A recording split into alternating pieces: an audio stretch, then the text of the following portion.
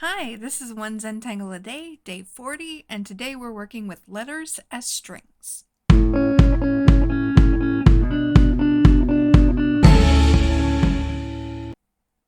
Before hitting record, I sketched a string for the letter A and penciled in some other guides to help me. I'm shaky today and needed that little bit of security to get started. Today's tangle didn't go down on paper like I saw it in my head, but I dug deep, found my inner Bob Ross, and just kept tangling until I filled my square. Anyway, I'm going to turn on the music now and I'll catch you again at the end of the video.